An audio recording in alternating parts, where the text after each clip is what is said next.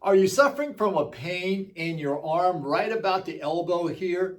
That's so bad, so excruciating that if you're holding something in your hand and you hand it out to someone, you feel like you're going to drop it. Maybe if you have to push against the door, the pain in your elbow feels like somebody's sticking a knife in your elbow. Well, today we're going to talk about what is commonly called elbow tendonitis, who gets it, what causes it, and more importantly, how do you solve it in 30 minutes?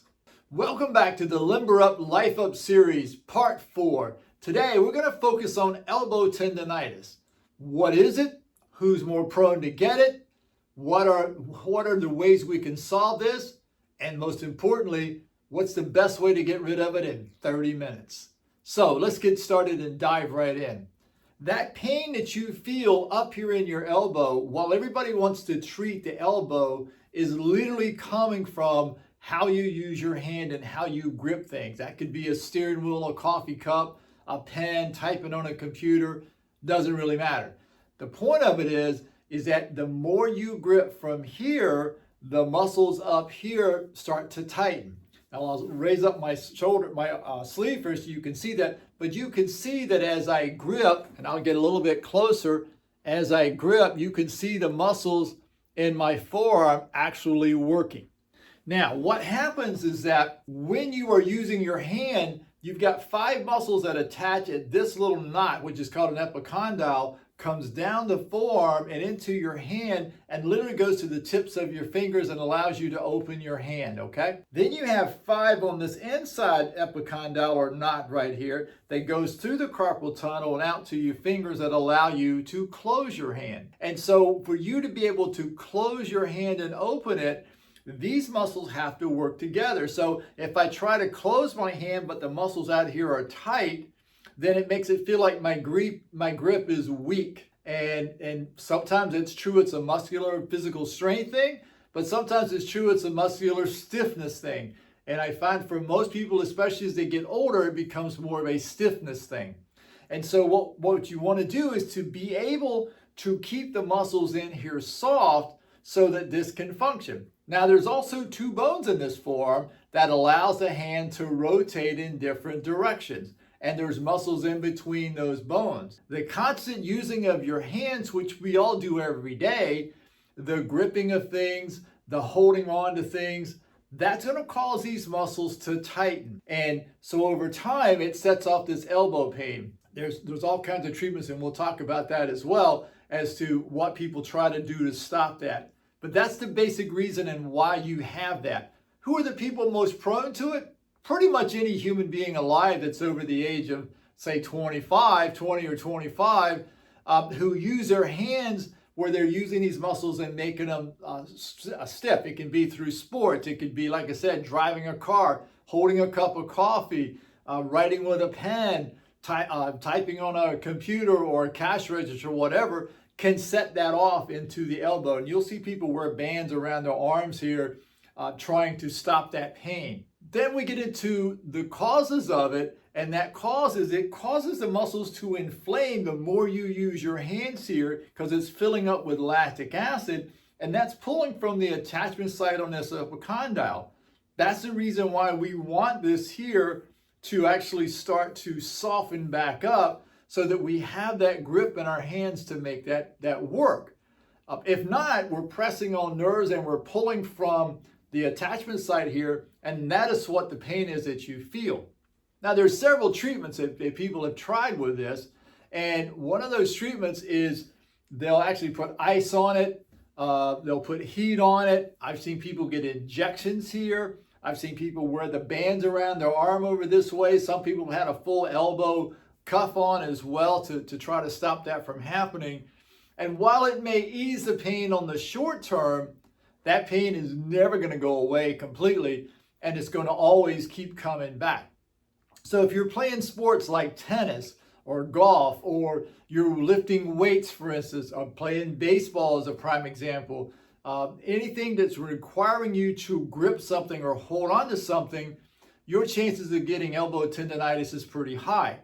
Now, as we get older, of course, we're losing muscle mass. And when it's losing of that muscle mass means we lose some of that strength, which means we have to grip even harder to hold basic things that 10 or 20 years ago was a piece of cake to hold on to. And by having to have that additional strength going into it, now what happens is that we tighten these muscles even more, and that creates problems. Even like and you'll see a lot of people, they get older, when they start to stand up out of a chair, they grip the handles on the chair and push themselves up.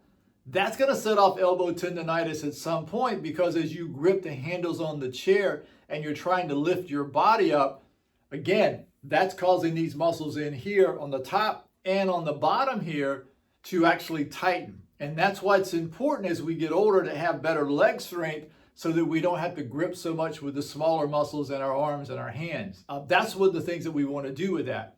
So what we want to talk about here is, how do you get these muscles to calm back down, and is it an easy thing to do?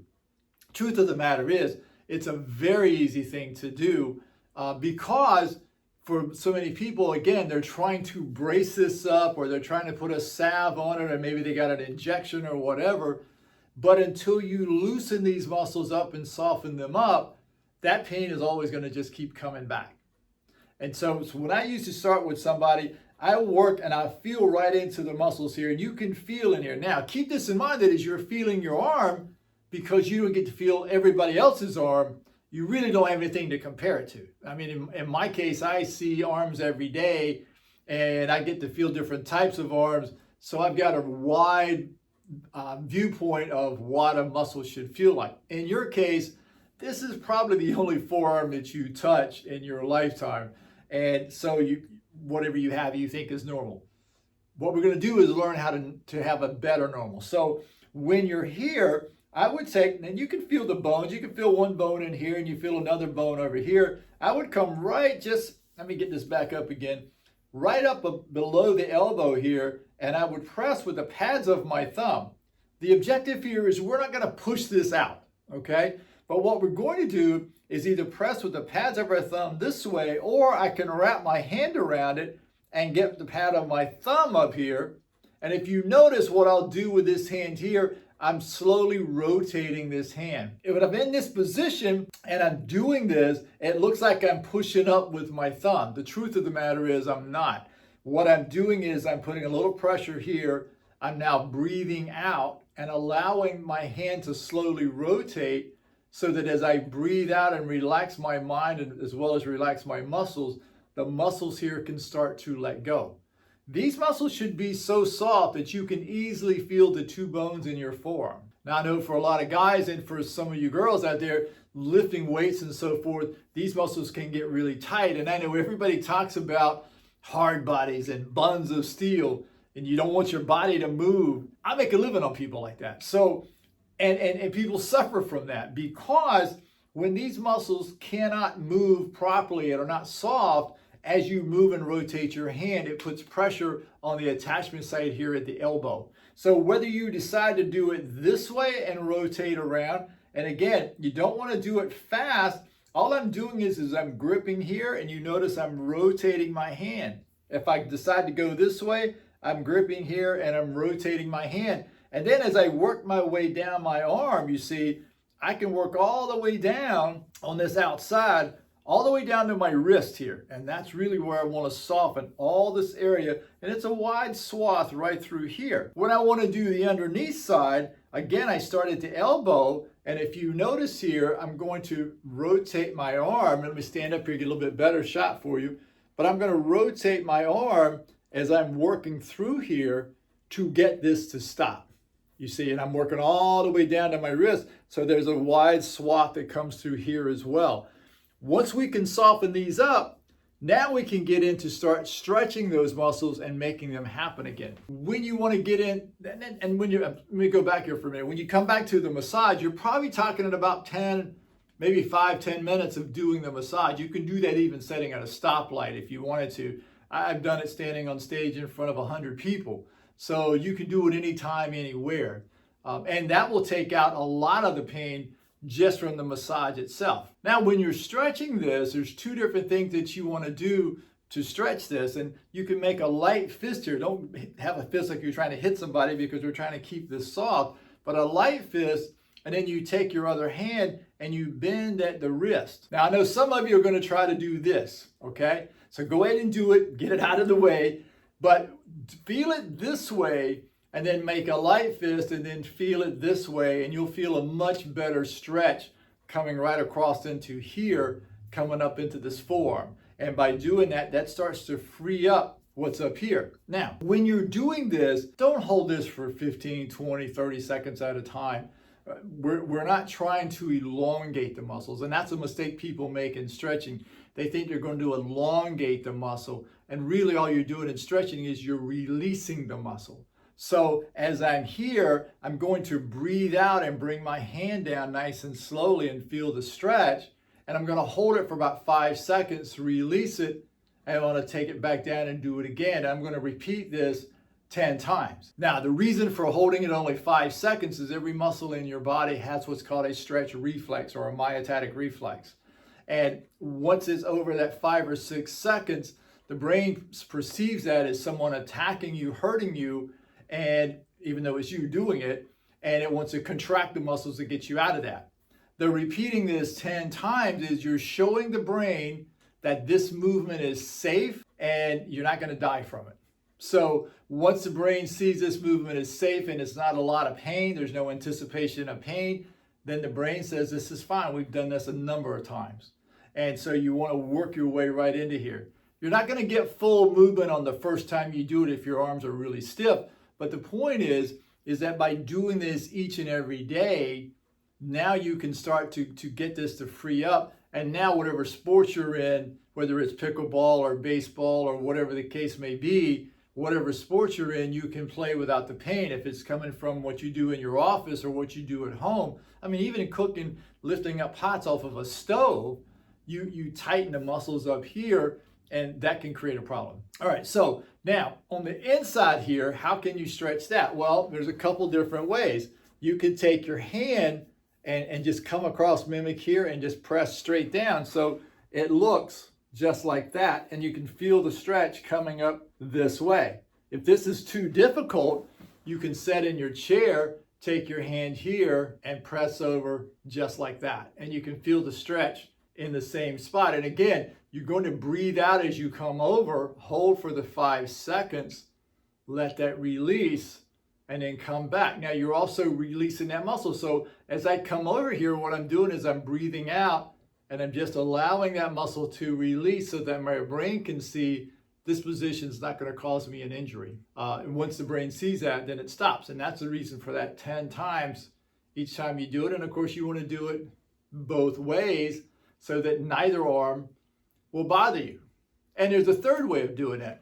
If you have like a table at home, so you can take here, let's see if it shows up. Nope, doesn't show up there. But you can take a table at home, turn your wrist backwards into that table. In fact, I'll come to the other side. You can come over here, and you can turn your wrist back and just lean right into it on the table, you see, and you feel the stretch again. You're going to breathe out. You come down, you breathe out, hold for that 5 seconds, and come right back up.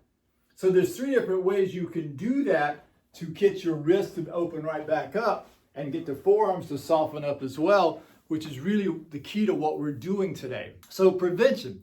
If you're not dealing with the pain, how can you prevent yourself from getting that pain? I would do these little stretches every day. The best way to think about your muscles is everything you think, feel, and do actually causes your muscles to tighten. And what do I mean by that? Think about your state of mind. If your state of mind is you're happy, you're hanging with your friends, having a good time, your whole body is pretty relaxed. But if you get upset with somebody or you're angry with somebody, your body's going to get very tense. Or if you become afraid, your body's going to get very tense. The only thing that changed was your state of mind. If you're worried about something or you are stressing about something, the muscles in your body will tighten just because you're sitting there thinking about a constant problem. So as you can see, everything you think, feel, and do can cause tightness in those muscles as well. So the stretching every day doesn't mean that I have to sit down and stretch every single muscle in my body every day.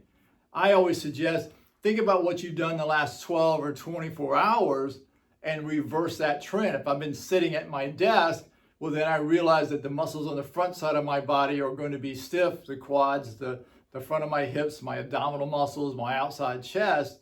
If I've been standing all day, maybe the muscles in my hip or my lower back may be tight as well. So think about what you've been doing the last 12 or 24 hours, and those are the stretches that you're going to be working on to reverse that trend in your body.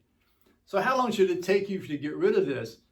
I've seen people get rid of it in 30 minutes. On average, I would say probably 2 to 3 treatments of it, and most people will get rid of it at that point. And then if you just use the prevention tips and just allow yourself to hold on to that, you can solve that problem. So anyway, I hope that helped. If you enjoyed this, please subscribe down below, ring the bell so you can get the next new video that comes back out. As you can see, I'm wearing glasses today. I'm trying something new. Normally I wear contact lenses. So drop me a comment inside and see if you think it looks better with the glasses or without. But for now, see ya. Hey, if you enjoyed that video, please check out the next video to it. It's a great addition to what you just learned. And don't forget to subscribe. See ya.